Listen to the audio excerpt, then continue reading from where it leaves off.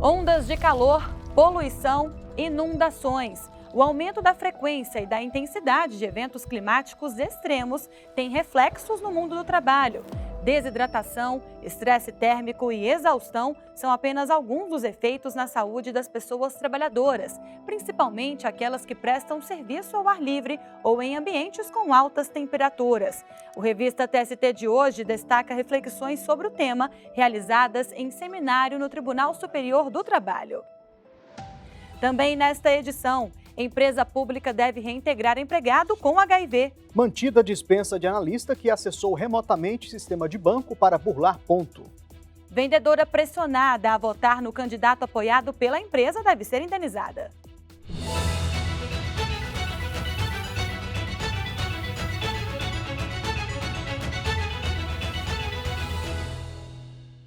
O Tribunal Superior do Trabalho manteve a nulidade da dispensa de um gerente de farmacêutica que teve burnout, também conhecida como síndrome do esgotamento profissional. O trabalhador foi dispensado no dia em que apresentou atestado médico. A seção 1 de dissídios individuais concluiu que a empregadora não tinha justificativa plausível para recusar o pedido de afastamento. E quem conta os detalhes desse caso para a gente é o repórter Rossini Gomes. Oi, Rossini. Oi, Anderson. Olá, Luana. O profissional atuou na farmacêutica durante 11 anos. Ao longo desse tempo, ele cresceu na empresa até assumir o cargo de gerente. Na ação trabalhista, o homem relatou que 2 anos antes de ser demitido, passou a sofrer da síndrome de burnout, que é um distúrbio emocional causado por situações desgastantes no trabalho. Como exemplo, o trabalhador citou excesso de cobrança, jornadas extensas e humilhações. Os documentos médicos apresentados atestavam sintomas típicos do transtorno, como taquicardia, suor excessivo, dificuldade de respirar e insônia. O empregado chegou a ficar afastado pela Previdência Social, mas foi demitido logo após o fim da estabilidade provisória, que é de 1 ano. Em defesa, a empresa argumentou que o gerente trabalhou normalmente no dia em que foi dispensado e que apresentou um novo atestado somente quando foi comunicado da demissão. O Tribunal Regional do Trabalho da 4ª Região, no Rio Grande do Sul, manteve a sentença de primeiro grau que havia anulado a dispensa e determinado a reintegração imediata do trabalhador. Também manteve a condenação do laboratório farmacêutico a pagar indenização de R$ 5.000 por ter demitido o empregado nessas condições, privando o acesso dele ao plano de saúde. O TRT entendeu que a empregadora não apresentou justificativa plausível para recusar o atestado. A empresa recorreu então ao Tribunal Superior do Trabalho. A 4ª turma rejeitou o agravo por falta de transcendência da matéria discutida, ou seja, por não ter ficado demonstrado que os reflexos da decisão do caso seriam relevantes para a coletividade e não apenas as partes envolvidas. Isso levou a farmacêutica a recorrer novamente, dessa vez à seção 1 de dissídios individuais. A relatora dos embargos foi a ministra Adelaide Miranda Arantes. Para ela, não cabe recurso contra a decisão que não reconheceu a transcendência da causa, nem contra a decisão de turma que nega provimento a agravo de instrumento em recurso de revista. O entendimento foi seguido pelo colegiado de forma unânime. Com isso, a SDI1 manteve a decisão das instâncias anteriores de anular a dispensa do gerente farmacêutico afastado por burnout por falta de justificativa da empregadora para recusar o afastamento médico solicitado pelo trabalhador. O caso transitou em julgado. Anderson, Luana, eu volto com vocês aí no estúdio. Obrigado, Rossini. Até a próxima. E na seção 2 de dissídios individuais do TST, foi anulada a decisão que integrou valores informais, o chamado salário por fora, à remuneração de um diretor de marketing da Arena Porto Alegrense. A empresa conseguiu comprovar que as notas fiscais apresentadas pelo trabalhador eram falsas. Na ação trabalhista originária, o diretor da Arena Porto Alegrense disse que tinha salário formal de R$ 28.000 e que recebia mais R$ 63.000 por fora. Para comprovar a alegação, ele apresentou 3 notas fiscais de prestação dos serviços. A empresa, em defesa, argumentou que o pagamento das notas fiscais foi um equívoco e que os valores já eram objeto de ação na Justiça Comum para que fossem devolvidos. Entendendo não haver prova dessa alegação, o Tribunal Regional do Trabalho da 4ª Região, no Rio Grande do Sul, reconheceu o pagamento por fora e condenou a empresa a pagar as diferenças salariais decorrentes. Após a decisão se tornar definitiva, a Arena ajuizou ação rescisória. O pedido se baseou na alegação de falsidade das notas fiscais. Segundo a empresa, elas teriam sido emitidas de forma fraudulenta pela pessoa jurídica do trabalhador para induzir a erro e, assim, obter remuneração indevida pelos serviços prestados. A ação rescisória foi rejeitada pelo TRT. Em recurso ao Tribunal Superior do Trabalho, a empresa indicou, para comprovar a falsidade da prova, decisão da Justiça do Rio Grande do Sul que condenou a empresa envolvida na emissão das notas a devolver os valores, por concluir que os serviços já estavam sendo remunerados à pessoa física do diretor. Indicou também um depoimento do próprio trabalhador como testemunha em outra ação, em que ele detalha a dinâmica remuneratória envolvendo a própria contratação e não faz nenhuma referência aos pagamentos por fora. A relatora na seção 2 de dissídios individuais, ministra Morgana Richa, observou que a Arena obteve o reconhecimento na Justiça Comum de que os valores registrados nas notas fiscais foram pagos por equívoco. Também considerou que a declaração do ex-diretor de marketing, sob juramento e na condição de testemunha indicada por outro trabalhador, leva à constatação de que, de fato, não houve pactuação de acréscimo salarial por meio das notas fiscais. Segundo a ministra, esses dois fatores revelam a falsidade das provas apresentadas na ação original, o que caracteriza a hipótese de falsidade ideológica dos documentos. No mesmo sentido, a determinação judicial de devolução dos valores pagos à pessoa jurídica elimina o fundamento que embasou o reconhecimento do salário por fora. Por unanimidade, a SDI 2 anulou a decisão que havia reconhecido o direito do ex-diretor às diferenças salariais. Não cabe mais recurso. As novas regras de contagem de prazos processuais já estão valendo. A partir de agora, deve-se ter como referência as datas de publicação em plataformas oficiais de divulgação de atos judiciais do Poder Judiciário, o domicílio judicial eletrônico ou o Diário de Justiça Eletrônico Nacional.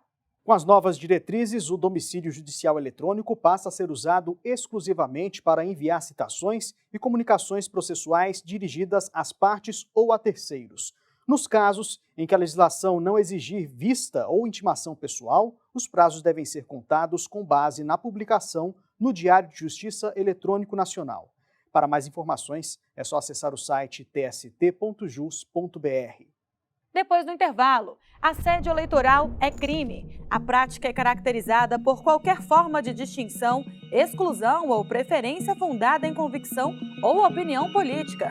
Coagir ou manipular pessoas sobre decisão de voto no processo eleitoral ameaça a integridade do ambiente de trabalho. Já já a gente mostra o caso de uma vendedora que obteve indenização após ter sido pressionada a votar conforme a preferência política dos patrões.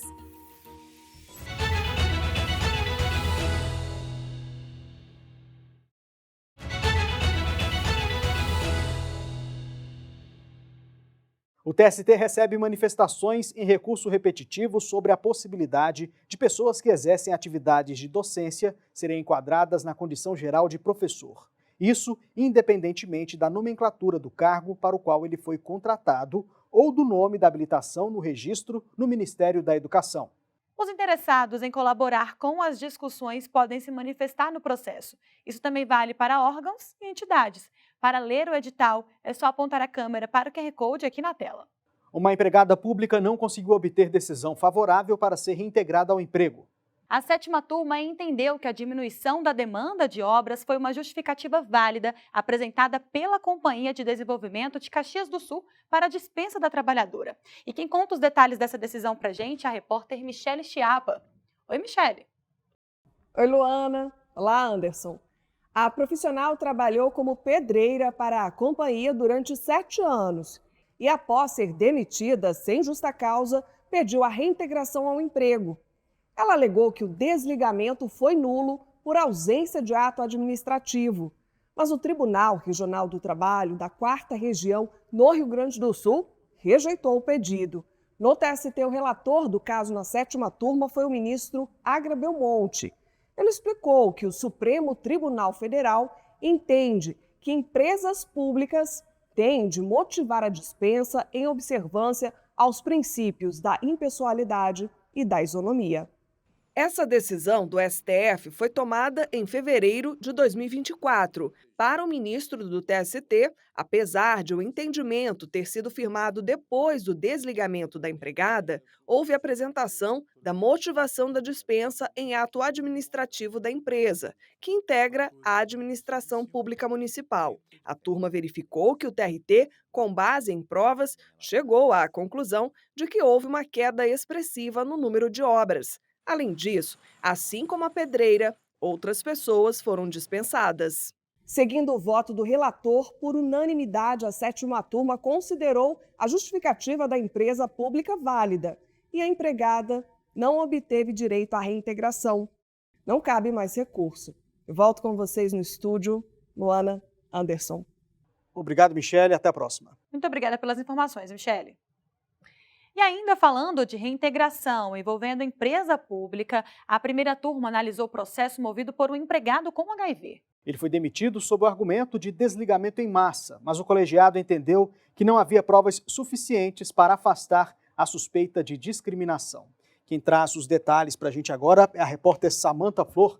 Oi, Samantha.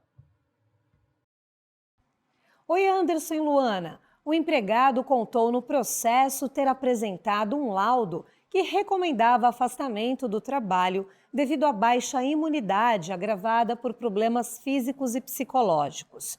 O serviço médico da empresa concedeu 15 dias de afastamento, mas quando ele buscou renovar o atestado, foi informado que havia sido demitido.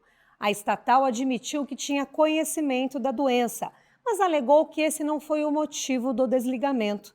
Isso porque outras pessoas também foram dispensadas na mesma ocasião. Ao avaliar o caso, o Tribunal Regional do Trabalho da 1ª Região no Rio de Janeiro entendeu que a empresa não conseguiu comprovar outro motivo para a dispensa. Por isso, determinou a reintegração do empregado, além do pagamento de indenização de R$10 mil por dano moral.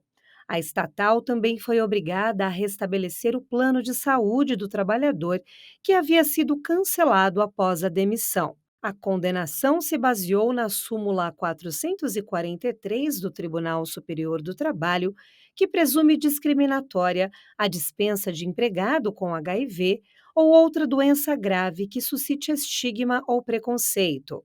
A empresa recorreu ao TST. O relator do caso, na primeira turma, ministro Hugo Scheuermann, destacou que o argumento de demissão coletiva não era suficiente para afastar a presunção de discriminação. Segundo o ministro, não havia prova concreta de que uma dispensa em massa realmente ocorreu, nem informações sobre os critérios adotados para os desligamentos. A decisão foi unânime e não cabe mais recurso. Com isso, o trabalhador deve ser reintegrado e receber a indenização fixada nas instâncias anteriores. Volto com vocês no estúdio. Obrigado pelas informações, Samantha. E vamos agora para a segunda turma. Um analista de tecnologia da informação do Banco do Brasil não conseguiu anular a demissão por justa causa aplicada por ter fraudado o ponto eletrônico da instituição. No processo, ficou comprovado que os horários de passagem pelas catracas e os registrados no ponto eletrônico eram diversos. O analista trabalhou na estatal por 12 anos. Ele acessava o sistema de ponto eletrônico remotamente. Para burlar o controle de horário, usava a rede virtual privada VPN no próprio smartphone. Essa rede criptografada esconde informações do usuário, como a localização. Uma investigação confirmou a fraude dos registros virtuais, que não coincidiam com os da catraca da empresa. Ao buscar a reintegração na Justiça, o analista alegou, entre outras questões, irregularidades no procedimento administrativo e falta de severidade na punição, aplicada 1 ano e 8 meses depois dos fatos. O Banco do Brasil argumentou que o trabalhador utilizou indevidamente o sistema do banco para burlar o ponto eletrônico e ficar no trabalho menos tempo do que deveria. Demonstrou também que foram constatados 42 registros de entrada ou saída virtuais incompatíveis com a entrada física. O juízo da 9ª Vara do Trabalho de Brasília e o Tribunal Regional do Trabalho da 10ª Região, que abrange o Distrito Federal e o Tocantins, negaram os pedidos do trabalhador. No processo ficou comprovado que o bancário justificou as divergências no ponto, dizendo que fazia atividades externas, mas conforme testemunhas e documentos, ele não tinha autorização para isso. O TRT considerou que o procedimento administrativo foi regular e que a conduta era grave o suficiente para comprometer a confiança necessária à manutenção da relação de trabalho. Quanto à falta de severidade, concluiu que o tempo decorrido até a dispensa foi razoável. O caso foi parar no TST e a segunda turma manteve a decisão. Segundo o colegiado, a penalidade estava fundamentada em provas robustas como documentos, depoimentos e imagens, sobre as quais o empregado teve oportunidade de se manifestar em todas as fases do processo. Além disso, não cabe ao TST reexaminar fatos e provas. O analista de TI apresentou embargos de declaração. Sustentou que a turma não teria se manifestado sobre a ausência de severidade e a caracterização de perdão tácito, ou seja, omissão em punir. Mas na avaliação da relatora, ministra Adelaide Miranda Arantes, não houve omissão, porque a decisão explicitou de forma clara e coesa os motivos que justificaram o não conhecimento do recurso de revista. A decisão foi unânime, não cabe mais recurso. Uma empresa de mentoria de carreiras de Vitória, no Espírito Santo, vai ter de indenizar uma vendedora por assédio eleitoral. Ficou demonstrado que nas eleições de 2022, ela sofreu pressão para votar no candidato apoiado pela empresa. O valor da indenização, no entanto, foi reduzido conforme decisão da 8ª turma. A vendedora trabalhou para a empresa entre o primeiro e o segundo turno das eleições presidenciais.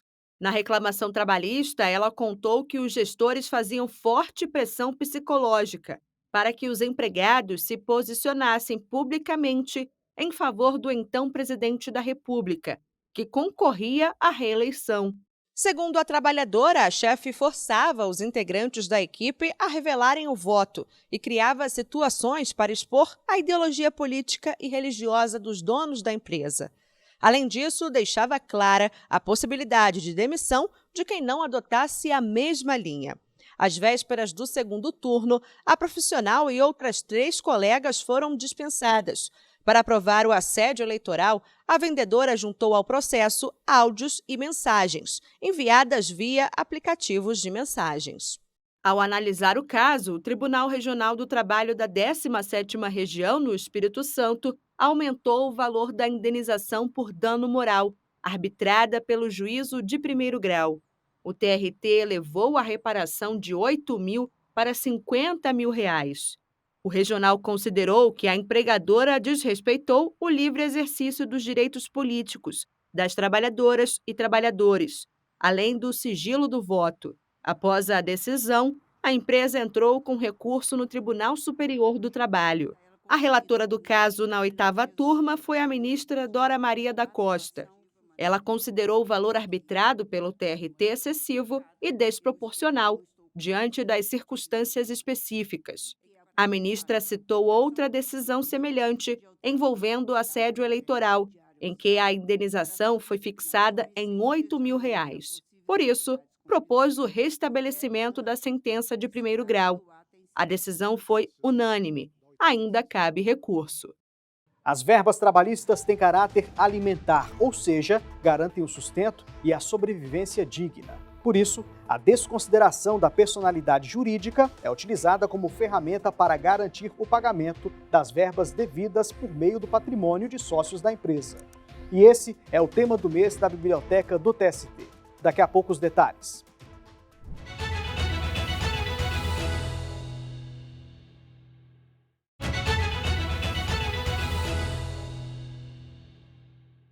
A desconsideração da personalidade jurídica no direito processual do trabalho é o tema do mês de maio da Biblioteca Délio Maranhão do TST.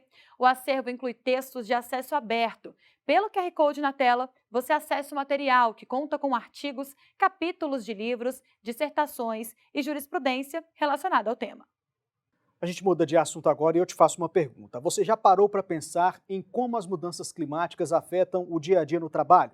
Enchentes, temperaturas extremas e poluição do ar são alguns desafios enfrentados em diferentes setores.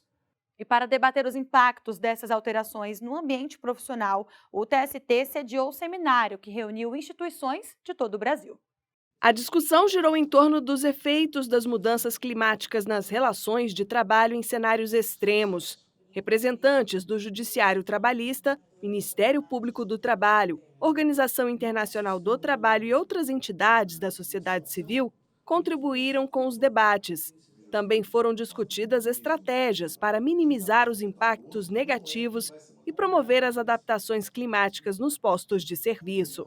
A Constituição Federal de 1988 reconhece o meio ambiente e o trabalho como direitos fundamentais. A Justiça Trabalhista tem atuado com eventos e projetos para que as pessoas tenham direito a um ambiente de trabalho seguro e saudável. O direito ao meio ambiente ecologicamente equilibrado é também uma exigência da Constituição da República, como diz o artigo 225, de onde decorre o direito ao meio ambiente de trabalho saudável, que deve ser interpretado de forma a se atribuir ao preceito a máxima efetividade,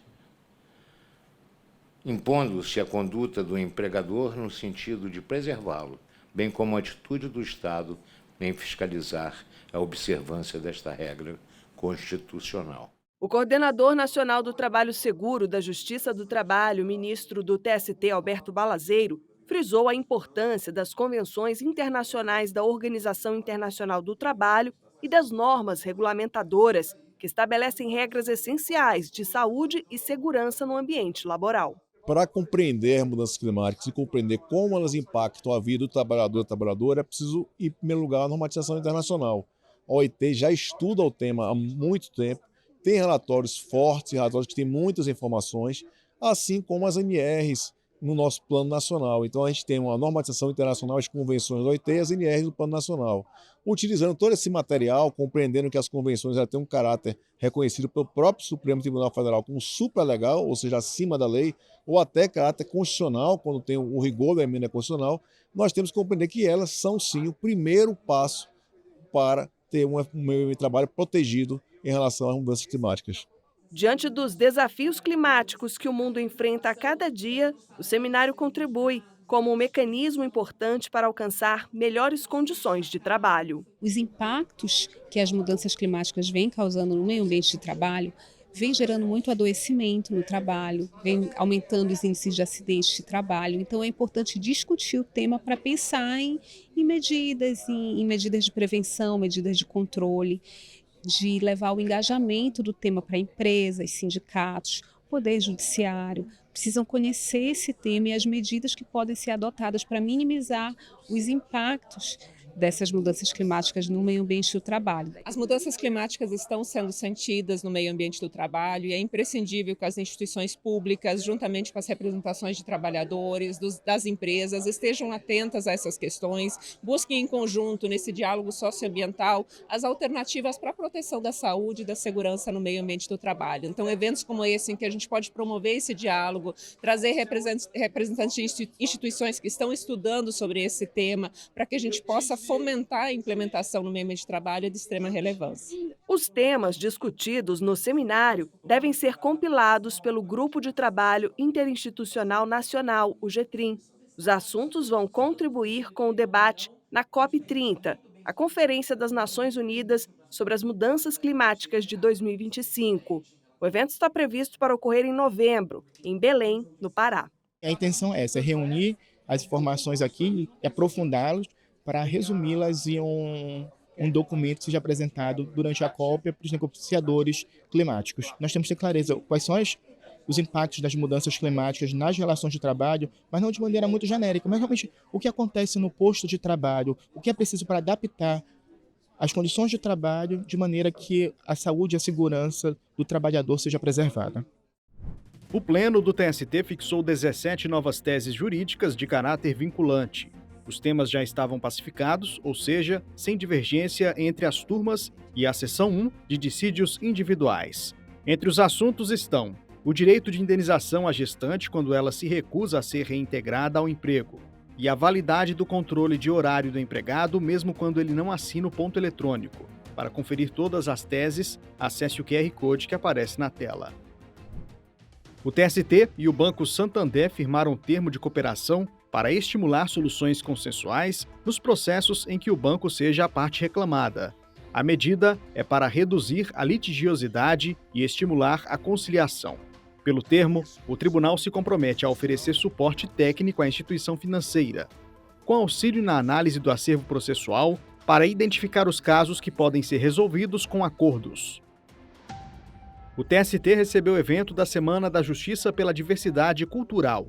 A programação incluiu a apresentação de percussão afro-brasileira e debates sobre cultura e transformação social. O evento foi uma parceria do Supremo Tribunal Federal com os tribunais superiores. E por falar em cultura, o TST inaugurou a exposição Trabalho Invisível, Conquistas Visíveis, a longa marcha das empregadas domésticas por direitos e dignidade, como parte da Semana da Memória. A mostra celebra os 10 anos da regulamentação da Emenda Constitucional 72, mais conhecida como PEC das Domésticas. A exposição está no mezanino do Bloco A, na sede do Tribunal, em Brasília. O Revista TST de hoje fica por aqui. Obrigado pela companhia. Na semana que vem tem mais. Tchau, tchau.